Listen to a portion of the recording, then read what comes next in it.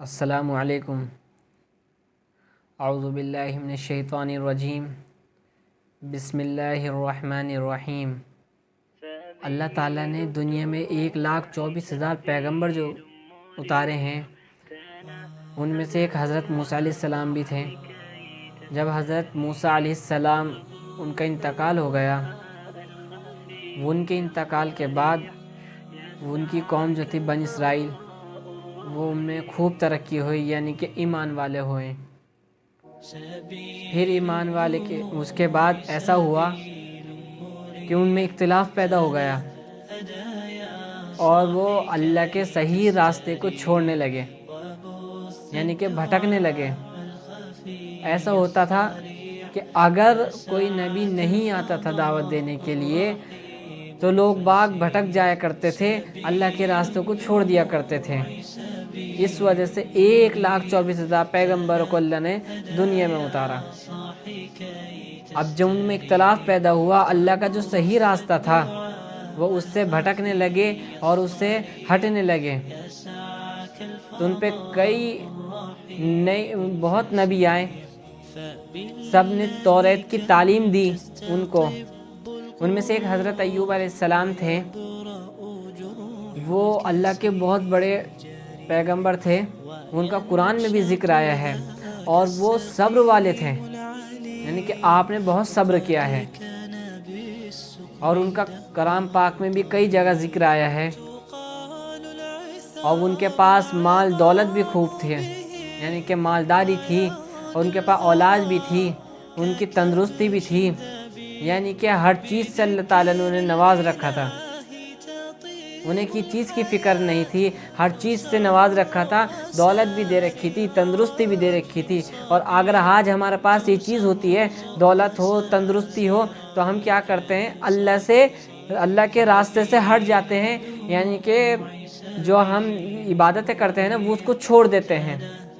دولت آنے کے بعد اللہ کو بھول جاتے ہیں، دولت آنے کے بعد ہم گھمنڈی ہو جاتے ہیں، گھمنڈ میں پڑ جاتے ہیں، دولت آنے کے بعد ہمارے اندر غرور پیدا ہو جاتا ہے۔ لیکن وہ نبی تھے، ان کے پاس اتنی دولت تھی، اللہ نے اولاد بھی دی، اللہ تعالیٰ نے انہیں صحت تندرستی بھی دی، یعنی کہ سب چیزیں دے رکھی تھی، لیکن پھر بھی اللہ کی بڑائی بیان کرتے تھے۔ اللہ تعالیٰ نے انہیں ہر چیز دے رکھی تھی۔ ان میں حضرت ایوب علیہ السلام ہے یہ۔ پھر کچھ ٹائم بعد ایسا ہوا کہ اللہ کی ان پہ آزمائش آئی،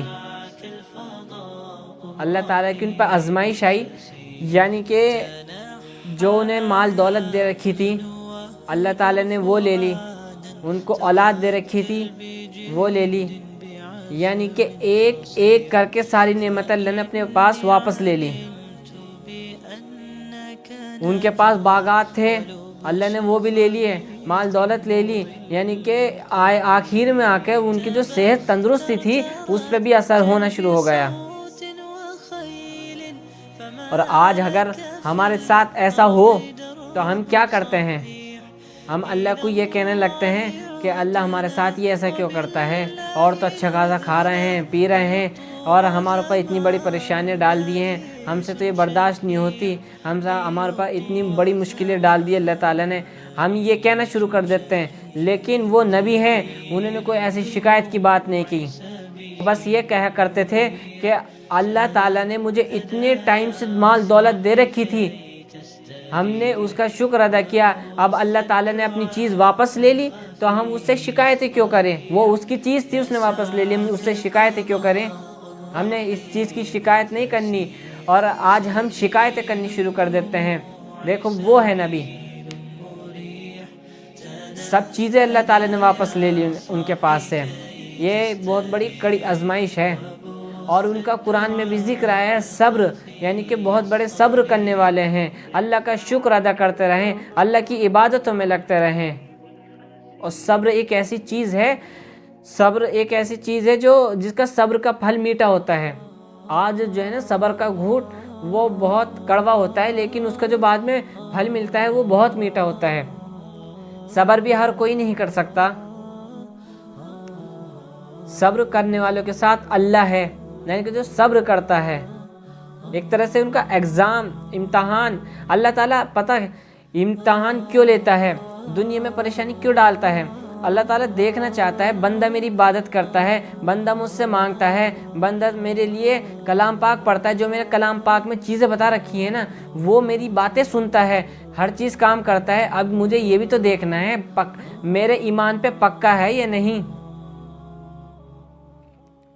اب یہ بھی تو ہے پکا ہے یا نہیں۔ اور یہ بھی کہتے ہیں کہ اگر کوئی کمہار کے یہاں سے برتن لینے جائے تو اسے بجا کے بھی دیکھتا ہے یہ کچا تو نہیں ہے، جیسے کہ کوئی مٹکا لینے گیا اور اسے بجا کے دیکھتا ہے کہیں مٹکا کچا تو نہیں ہے، کبھی جاگتا ہے ٹوٹ جائے، تو اس لیے ایک طرح سے اللہ انسان کو دیکھتا ہے کہیں یہ کچا تو نہیں ہے، دیکھتے ہیں کہیں یہ مٹکا کچا تو نہیں ہے، تو ایسے ہی اللہ تعالیٰ دیکھتا ہے بندہ میرے ایمان پہ پختہ ہے، پکا ہے یہ نہیں ہے۔ تو اللہ تعالیٰ انسان پہ جو آزمائش ڈالتا ہے وہ اس وجہ سے ڈالتا ہے، اور آزمائش کی بھی دو صورت ہوتی ہیں، یعنی کہ ایک تو وہ آزمائش ہوتی ہے جو انسان کے اوپر بیماری آ جائیں یا مال دولت کی بھی کچھ بھی اللہ تعالیٰ پریشانی ڈال دے، چاہے کاروبار کی طرف سے ڈال دے، بیماری کی طرف سے ڈال دے، چاہے اپنی اولاد کی طرف سے ڈال دے، چاہے کسی کام کی طرف سے ڈال دے، تو اگر وہ اس حالات میں بھی اللہ کی عبادت کر رہا ہے، یعنی کہ اللہ سے مانگنا نہیں چھوڑ رہا، تو سمجھ لیجئے وہ اللہ تعالیٰ کی طرف سے ایک طرح سے رحمت بن کر آئی ہے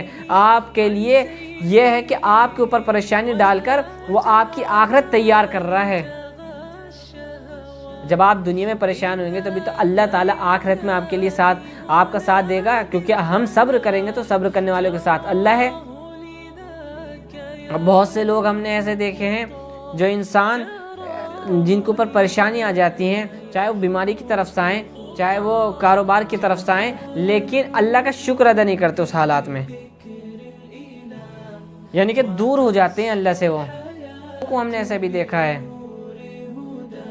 ایک طرح سے یہ ایک اللہ کا عذاب بھی ہے اور ایک اللہ کی رحمت بن کر بھی آئی ہے تاکہ بندے کا گناہ معاف ہو سکے، اس وجہ سے بھی آزمائش اللہ تعالیٰ ڈال دیتا ہے۔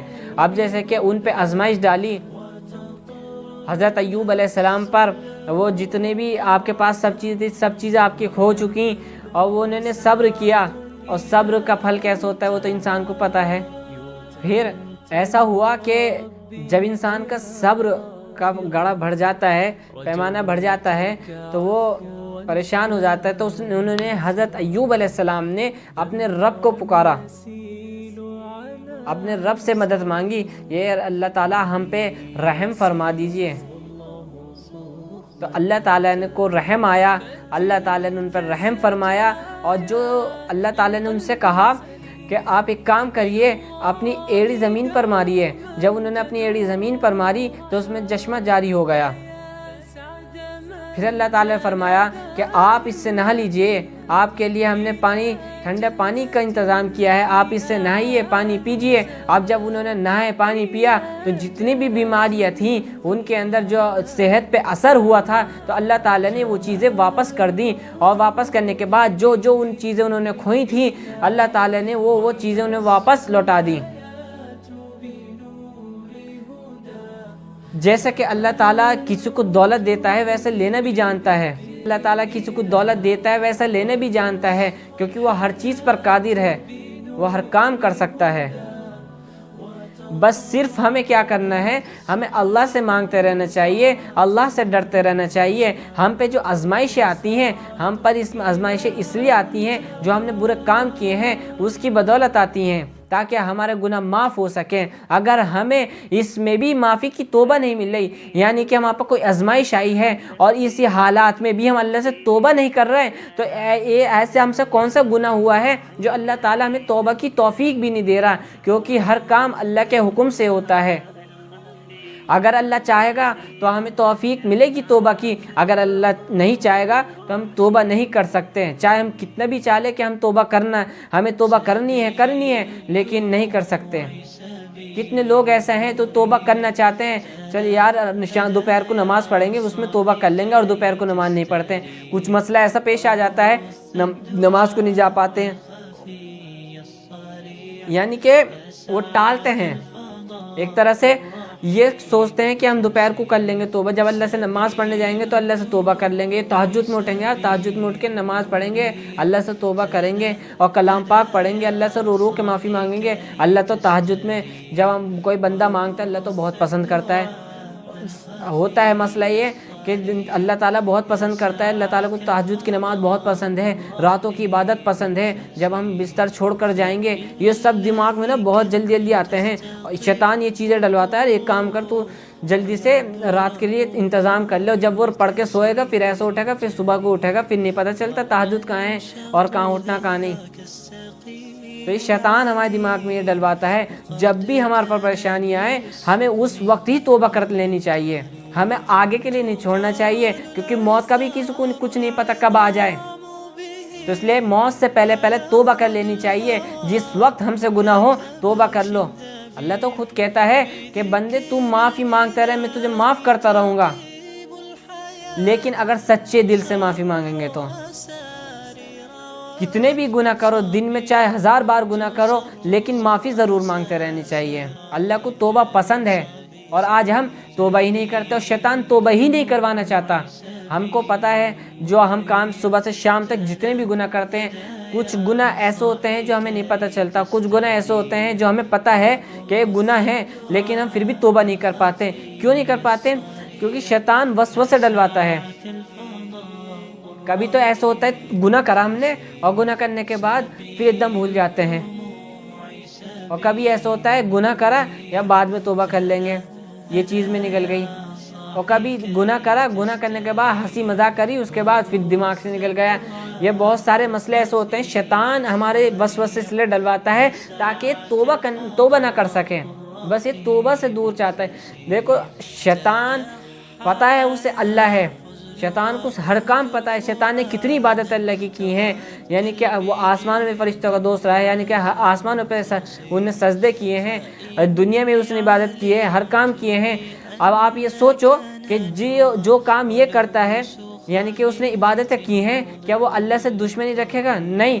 اس کی دشمنی جو ہے نا صرف ہم سے دشمنی ہے، یعنی کہ اس کی دشمنی آدم کی اولاد سے ہے. تو ہمیں یہ چاہیے کہ اگر وہ ہمارا دشمن ہے، وہ ہمارے ساتھ دشمنی نبھا رہا ہے، تو ہمیں بھی تو دشمنی اس کے ساتھ نبھانی چاہیے. اگر ہمارے ساتھ کوئی ایسا کام کر رہا ہے، کوئی لڑکا ہے، کوئی بھی ہے، اگر ہمارے پر کوئی تہمت لگا رہا ہے یا مار پٹائی کی کوشش کر رہا ہے، تو ہم چپ چاپ نہیں کھڑے رہیں گے، ہم بھی اسے الٹا ماریں گے. اب شیطان ہمارے پر حملہ کرتا ہے، ہمیں بہکاتا ہے، تو ہمیں بھی یہ چاہیے ہم اس پر حملہ کریں. اب حملہ کیسے کریں گے؟ حملہ ایسا کریں گے جو اللہ نے کلام پاک میں بتا رکھا ہے. اگر تمہارے پر شیطان آئے، اعوذ باللہ من الشیطان الرجیم، یہ پڑھ دیجئے. بہت ساری دعائیں ہیں. آپ شیطان کو تو دیکھ نہیں سکتے کہ اسے پکڑا اور اسے بجا دیا، شیطان کو نہیں دیکھ سکتے ہم. اب شیطان کو کیسے مارنا ہے، اسے کیسے بھگانا ہے، وہ سب کلام پاک میں لکھا ہے. تو ہمیں اگر وہ ہمارے ساتھ پکی دشمنی نبھا رہا ہے، تو ہمیں بھی تو دشمنی نبھانی چاہیے اس کے ساتھ.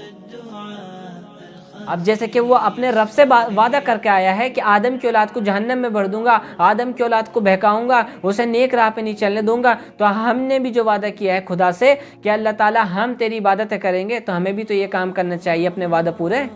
اب ہم اپنے وعدے پورے کرتے نہیں، اور وہ شیطان ہو کر اپنے وعدے پورے کر رہا ہے.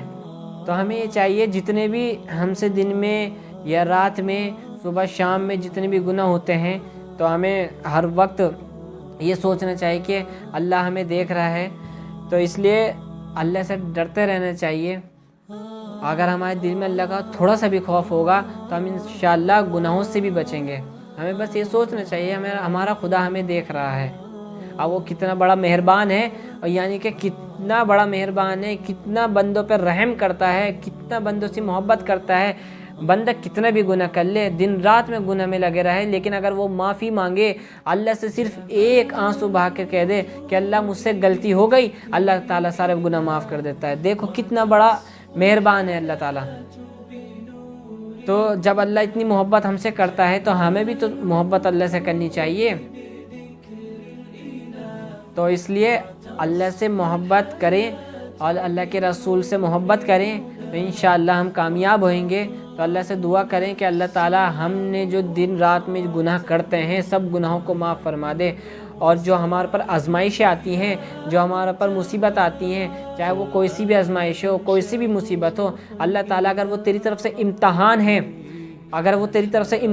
ہے، تو اللہ تعالیٰ اس میں امتحان میں تو مجھے کامیابی عطا فرما، اگر وہ تیری طرف سے ایک طرح عذاب ہے تیرا، تو اللہ تعالیٰ جس گناہ کی وجہ سے مجھے عذاب ملا ہے اس گناہ سے بچنے کی بھی توفیق عطا فرما اور اس گناہ کو معاف بھی فرما اور ہمیں نیک راہ پر چلا۔